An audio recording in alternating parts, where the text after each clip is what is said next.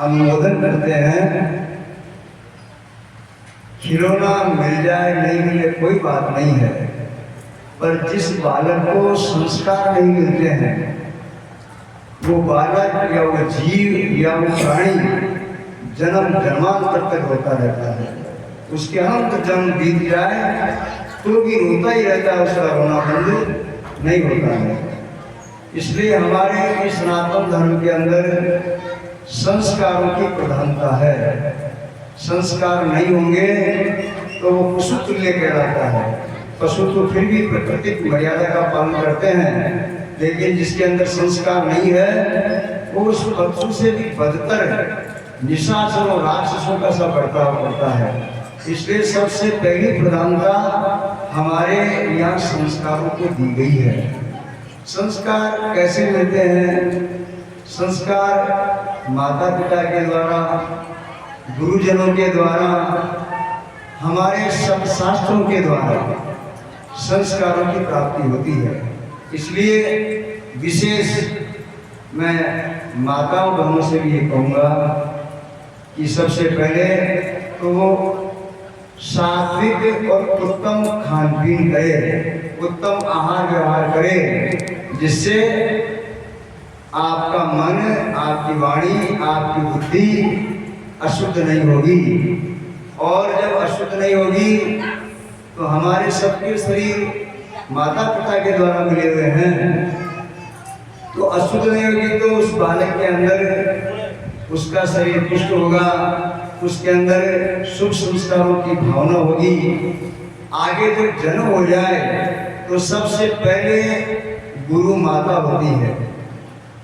अगर माता बच्चे को अच्छे संस्कार, स्कूल में तो बात को भेजा जाता है, सबसे पहले माई अवगत कराती है, ये तेरा पिता है, ये तेरा भाई है, ये तेरा चाचा है। सब कुछ व्यवहार के कार्य जो है माता सिद्ध करती है। इसलिए माता बालक को उत्तम संस्कार देवे। जो माता अपनी संतान को संस्कार नहीं देती है उसके लिए कहा गया है वो हत्यारिन है। ऐसा शास्त्र कहते हैं, बड़े से पाल पोष करके बड़ा कर दे, पर अगर संस्कार नहीं देती है तो अपने बालक की हत्या करती है।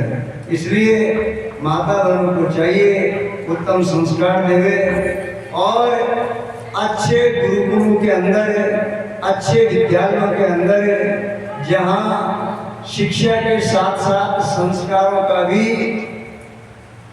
लाभ प्राप्त हो, ऐसे विद्यालयों में उनको प्रवेश दिलवाना चाहिए। तो उससे क्या होगा, उस बालक का, उस प्राणी का अपना व्यवहार काल भी सुधरेगा और परमार्थ काल भी सुधरेगा। आगे बढ़ करके संस्कारों की जो मूल प्राप्ति है वो सत्संग के द्वारा होती है, सत्शास्त्रों के द्वारा होती है, संत जनों और गुरुजनों के द्वारा होती है। अर्थात इस कलयुग के अंदर या इस संसार के अंदर सभी जन्म लेते हैं, अपना कार्य सब करते हैं, लेकिन जो रहने की कुंजी है इस संसार में कैसे रहे, इसकी विधा कहाँ से प्राप्त होगी।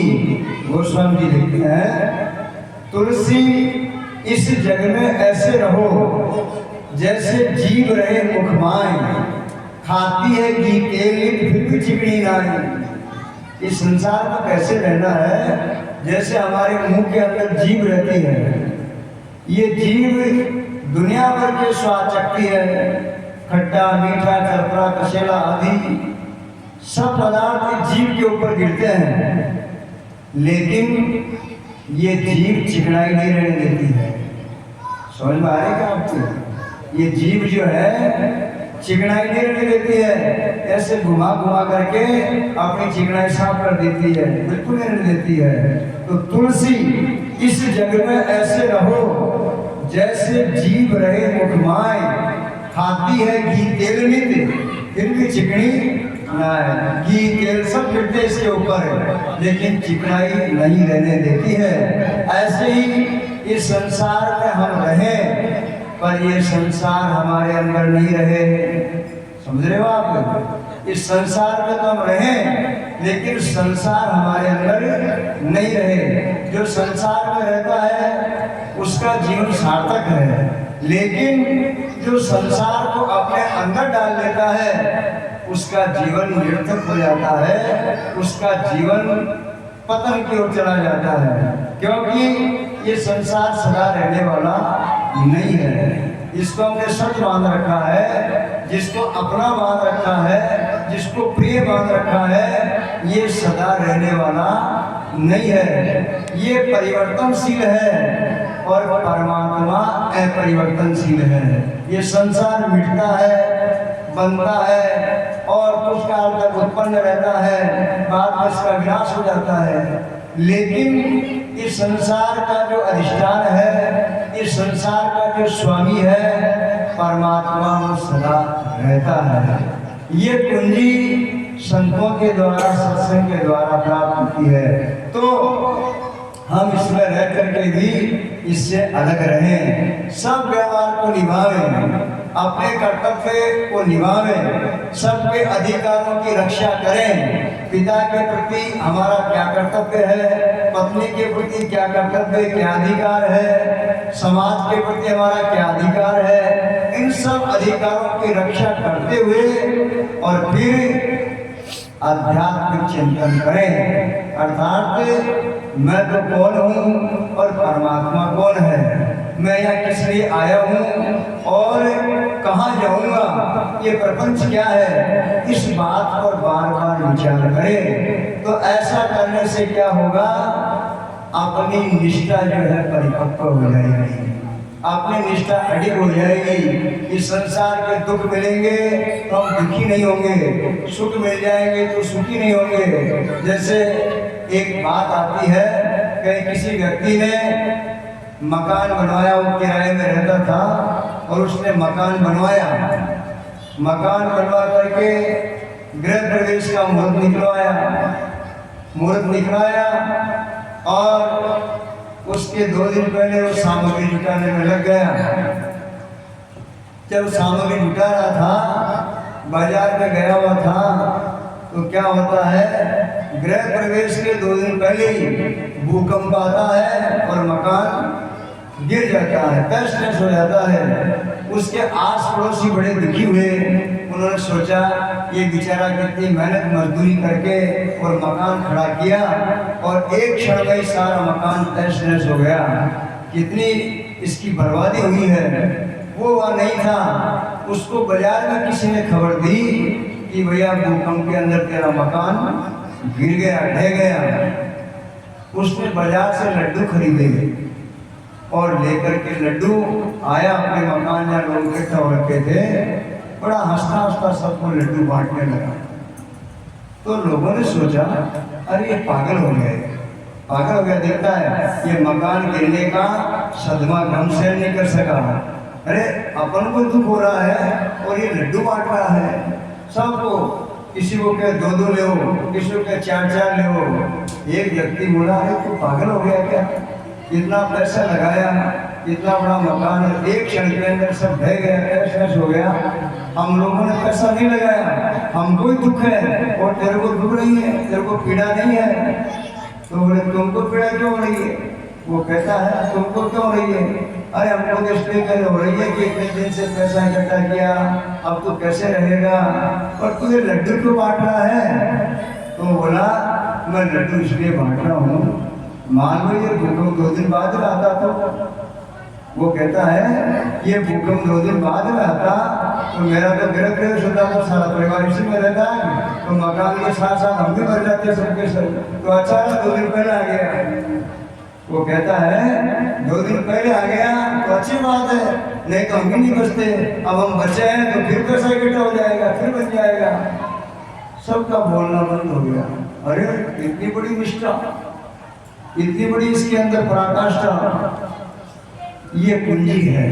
प्रतिकूलता में भी अनुकूलता ढूंढ लेना, ये सत्संग का प्रभाव है, ये संस्कारों का प्रभाव है।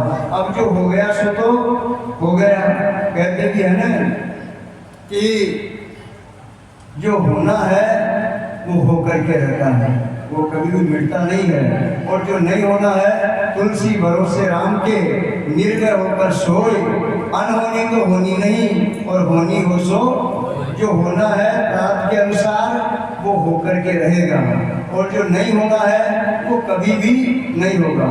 तो ये सत्संग का प्रभाव है कि प्रतिकूलता में भी ये जीव अनुकूलता ढूंढ लेता है, दुखी नहीं होता है। और अगर सुख प्राप्त हो जाए, धन की प्राप्ति हो जाए तो हम लोग तो राजी हो जाते हैं, लेकिन जो सत्संगी लोग हैं, जो संत जन हैं, जो आध्यात्मिक है, वो उस सुख में भी सुखी नहीं होते हैं। वो यही मानते हैं ये सब आगमनपाई है, ये धन भी रहने वाला नहीं है, ये मकान भी रहने वाला नहीं है, यहाँ तक ये शरीर भी रहने वाला नहीं है। आपको बहुत बड़ी एक बात मैंने बताई थी, संतों का लक्ष्य और सत्संग का लक्ष्य कैसा होता है।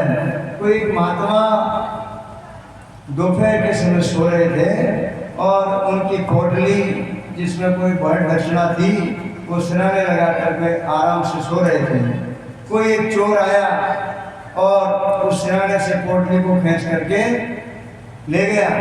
महात्मा जी बैठे हुए देखा, वो चोर इधर भाग रहा था, वो चोर इधर भाग रहा था और महात्मा जी इधर, वो इधर दक्षिण में जा रहा है और महात्मा जी उत्तर में जा रहे थे।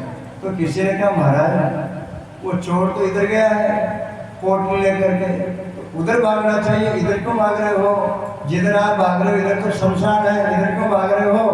तो महात्मा जी ने कहा भैया कभी न कभी आएगा तो ये, आ जाओ कल आओ चाहे 10 साल बाद आओ, आने का एक मार्ग कहाँ जाएगा, इसके अलावा किधर जाएगा? ये संतों का लक्ष्य है, ये संतों की स्थिति है। तो इस सत्संग से हमें लाभ मिलता है, इस संसार में कैसे रहना चाहिए इसकी कुंजी इससे प्राप्त होती है। अगर ऐसा नहीं होगा तो हम क्षण क्षण मरते रहेंगे। ये मरना उसको नहीं कहते हैं कि एक दिन प्राण निकल जाए, ये मन जो है क्षण क्षण में मरता है। 5 प्रकार की प्रलय शास्त्र में बताई है, प्रलय, नित्य प्रलय, नैमित्तिक प्रलय, आत्यंतिक प्रलय और महाप्रलय। 5 प्रकार की प्रलय है। ये जीव क्षण क्षण के अंदर प्रलय करता रहता है, मरता रहता है, बार बार दुख होता है इसको, जीते जी मरता रहता है। इसलिए इस जीते जी मरने से बचने के लिए क्या करना चाहिए? संस्कारों की प्रधानता अपने अंतःकरण में प्रकट करनी चाहिए। संस्कार सत्संग से मिलते हैं और सत्संग से विवेक की प्राप्ति होती है, सत्संग से ज्ञान की प्राप्ति होती है। नहीं तो फिर ये बार बार जन्मना मरना, दुख प्राप्त करना, आना जाना, इससे निवृत्ति कभी भी नहीं मिलती है। तो कहा गया है ये दुखी क्यों रहता है? जो नहीं है उसकी इच्छा करता है उसमें संतुष्टि रहता है, जो नहीं है उसकी इच्छा करता है, उस इच्छा की पूर्ति न होने के कारण से दुखी रहता है। एक बार कोई सेठ अपने मुनीम से कहता है कि तू मेरे इस धन की जांच पड़ताल कर, ये धन कितना हो गया मेरे पास में। तो उस मुनीम ने जब आंख में लगाया और सेठ जी को कहा महाराज इतना धन है आने वाली 8 पीढ़ी खा सकती है, कमाओगे नहीं तो भी 8 पीढ़ी खा सकती है। इतना कहते सेठ बड़ा दुखी हुआ, रोने लगा। मुनीम ने सोचा ये क्या हुआ, बताया भी नहीं। जब 8 दिन निकले उस नगर में कोई एक संत आए, उनके पास गया, महाराज मैं बहुत दुखी हूँ, बहुत पीड़ा से ग्रसित हूँ। बोले क्या बात हुई, क्यों दुखी है? बोले महाराज मेरे पास इतना धन हो गया, आने वाली यानी मेरे मरने के बाद में 8 पीढ़ी आराम से खा सकती है, इतना धन तो मेरे पास है, तो फिर रोना किस बात का है? तो वो कहता है 9वीं पीढ़ी क्या खाएगी? जो 9वीं पीढ़ी है ना वो क्या खाएगी? ऐसी हमारी स्थिति है। इसलिए इस जो नहीं है उसकी इच्छा करके रोना और दुखी होना और बार बार मरना, उसके लिए सत्संग बताई गई है, संतों का संग बताया गया है। उनके सानिध्य हम जाएंगे तो हमें रहने की पूंजी प्राप्त होगी और इस संसार से जितने भी हमारे कार्य हैं उनकी पूर्ति करके हम परमात्मा में समा सकते हैं। वो नदी, जो नदी बार बार बहती रहती है, अगर नदी बार बार बहती रहेगी तो गंदी भी होगी, लेकिन वही नदी जब समुद्र में मिल जाती है उसका बहना और गंदापन होना मिट जाता है।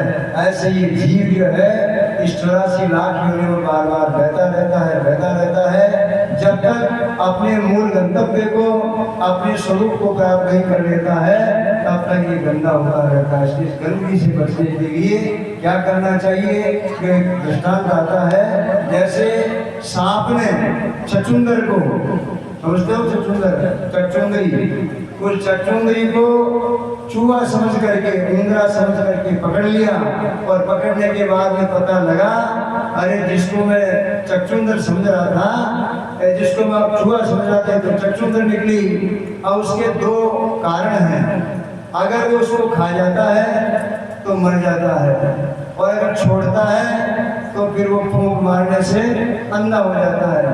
अब ऐसे धर्म संकट में क्या करे? जब कोई सर्प परेशान होकर के संत की शरण में गया और संत जी ने बताया कि तू कहीं जल भरा हुआ हो, तालाब भरा हुआ हो, वह जा और अपना मुंह पानी में दे करके और मुंह को खोल दे तो तू मरने से भी बच जाएगा और अंधा होने से भी बच जाएगा।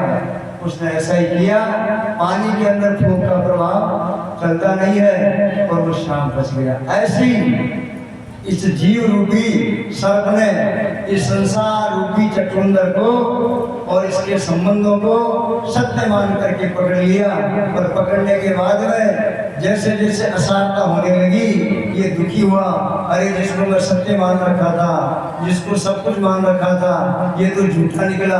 अब क्या करे? आसक्ति के कारण से पकड़ लिया, छोड़ता है तो दुखी होता है और नहीं छोड़ता है तो कब तक पकड़े रहेगा?